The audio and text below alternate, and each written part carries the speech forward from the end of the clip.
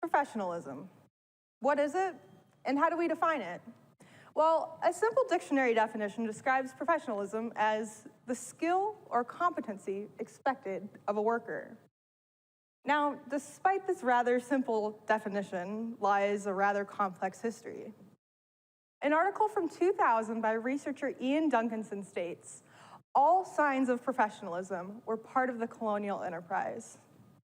Practices of professionalism dating back as far as the 1800s still exist today with racist and sexist dress code standards.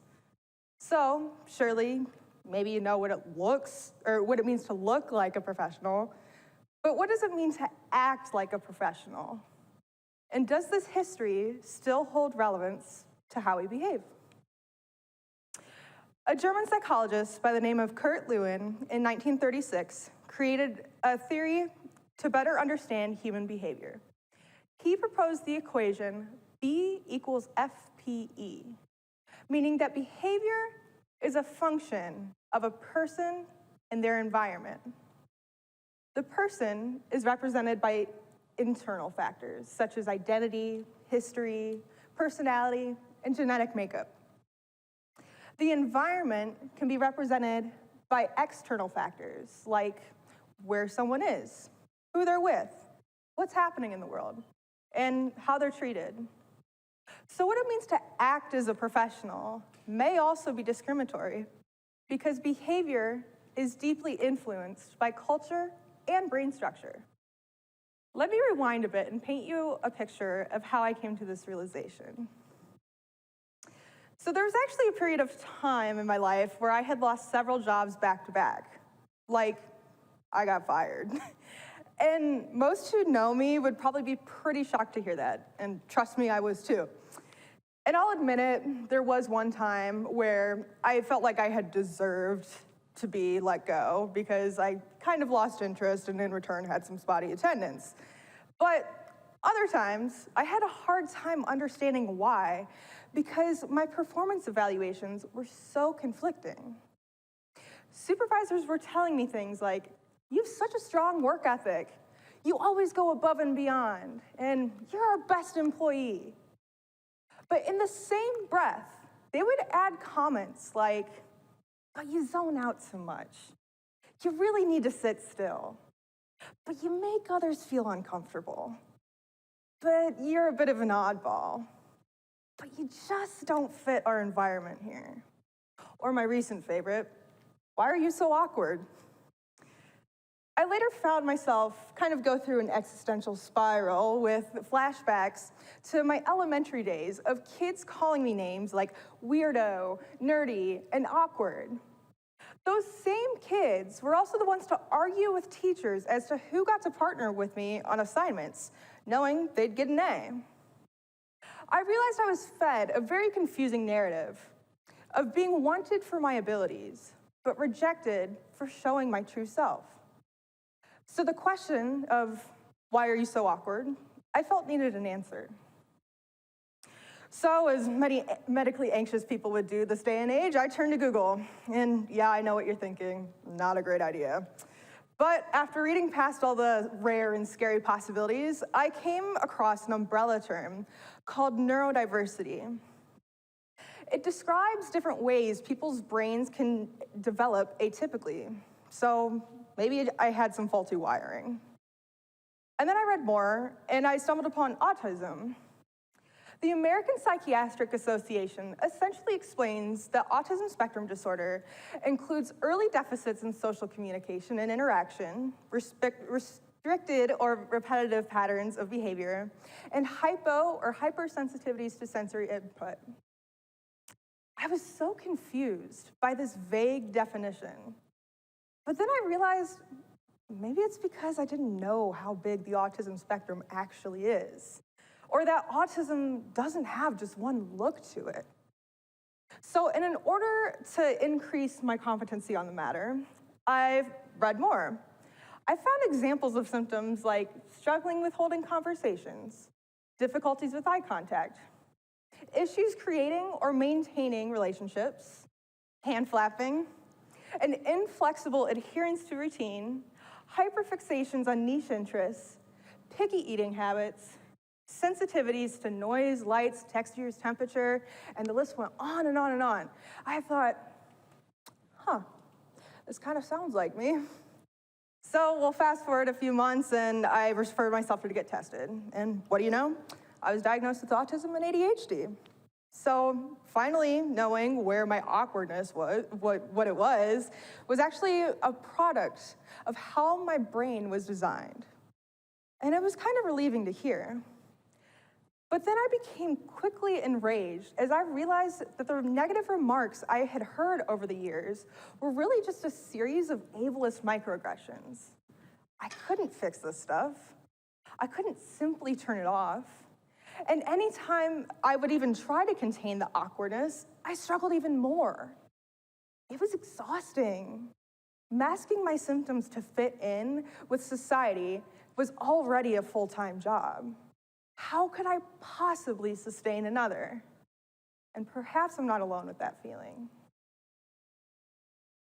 I recently came across a statistic published on the University of Connecticut's website that autistic workers are 3 times more likely than any other disability and 8 times more likely than the rest of the US population to be unemployed.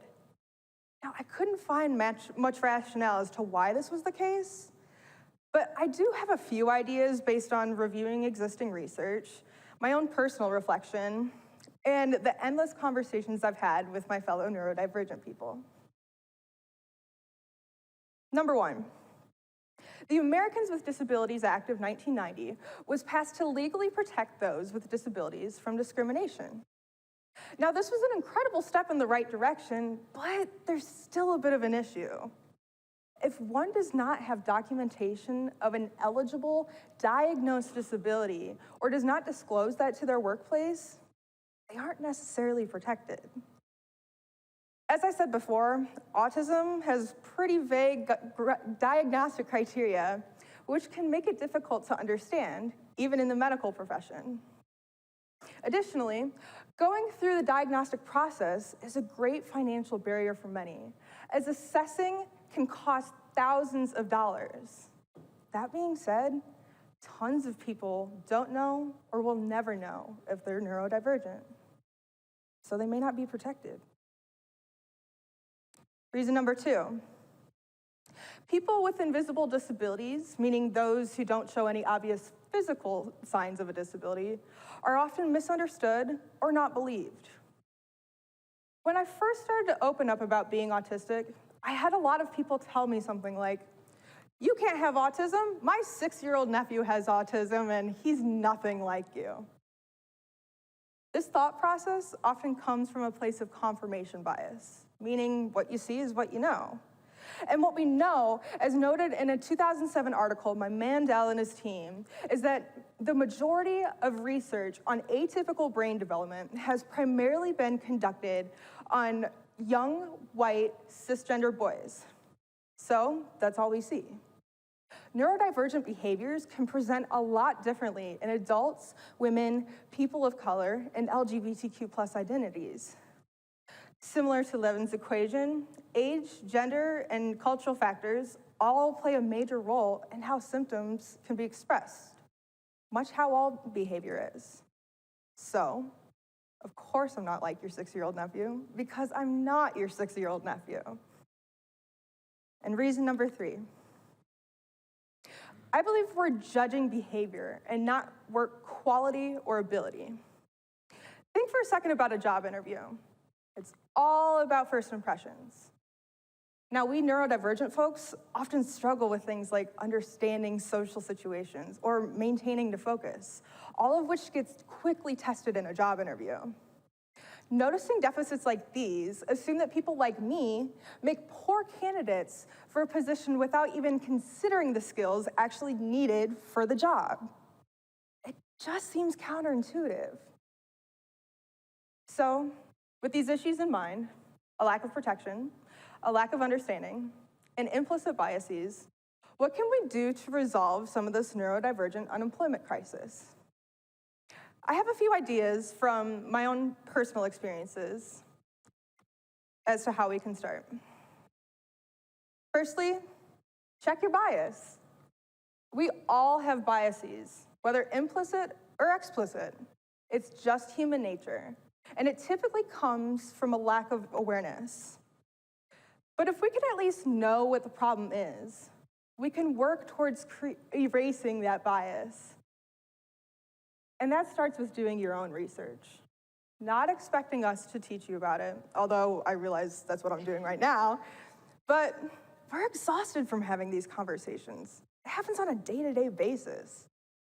So the more you're able to learn, the quicker you can correct the issue. Per my earlier argument, obviously don't label your employees as awkward, weird, and oddball or anything similar.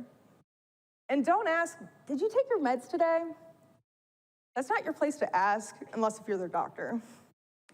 And another issue is tone. Like, yeah, I'm sensitive to tone, I'm autistic, but what I mean is that often people with disabilities are infantilized, meaning we're talked down to or treated in a way that makes us feel younger than we actually are. It doesn't feel good. None of it does. At least treat us with the same respect you would with other employees of a similar age.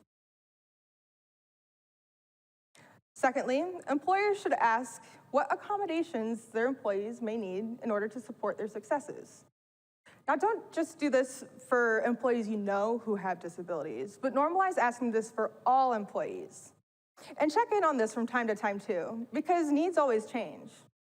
Make accommodations an expectation. What works for one employee may not work for the next, but some examples of accommodations for neurodivergent folks might look something like adding a white noise machine to the environment, offering fidget toys, finding a relatively quiet workspace, establishing a routine, or dimming the lights. For me, having breaks is needed to refocus, and a slower paced transition into new roles is what helps me avoid burnout.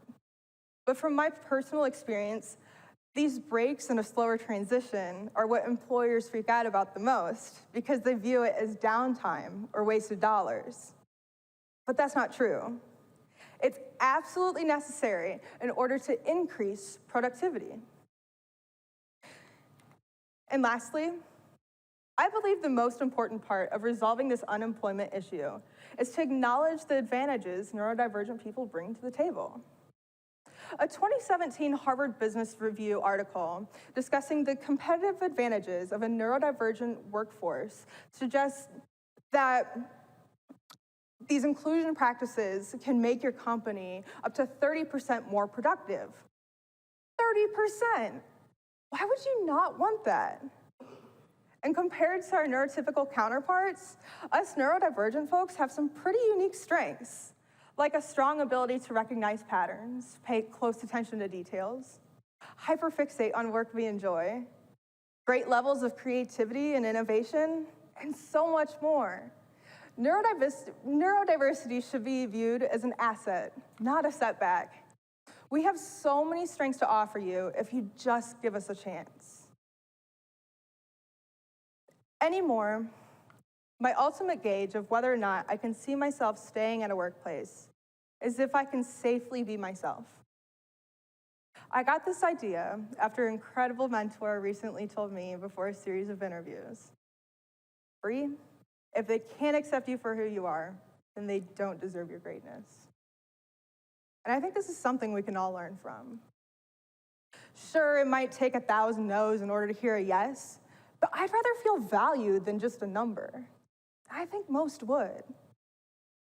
And once I finally found a job where I felt accepted, I have only grown more comfortable, confident, and willing to work.